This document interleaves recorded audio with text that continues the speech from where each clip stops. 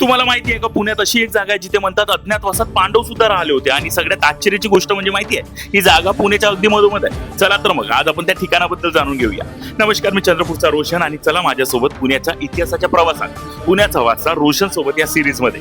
आज आपण आलो आहोत पुण्याच्या बाणेर परिसरात, जिथे टेकडीच्या आत लपलेला आहे एक प्राचीन बाणेश्वर गुहा मंदिर.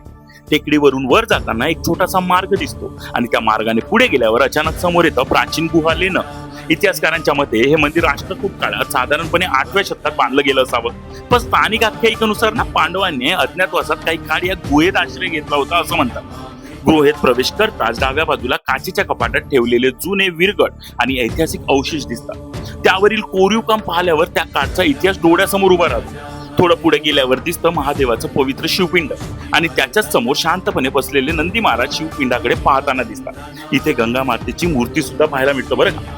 एक गोष्ट मला इथे खूप खास जाणवली.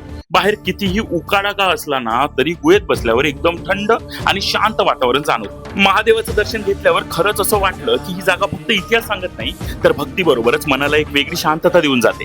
जर तुम्ही पुण्यात राहत असाल किंवा कधी पुण्याला जाणार असाल तर बाणेर मधील हे प्राचीन बाणेश्वर गुहा मंदिर नक्की भेट द्या. आणि अशाच पुण्यात लपलेल्या वारशाच्या कथा पाहण्यासाठी मला आत्ताच फॉलो करून ठेवा. हा व्हिडिओ सेव्ह करून ठेवा आणि कमेंटमध्ये सांगा पुण्यातील अजून कोणत्या ऐतिहासिक ठिकाणी तुम्हाला पाहिजे आहेत. तर चला भेटूया पुढच्या भागात. तोपर्यंत हर हर महादेव.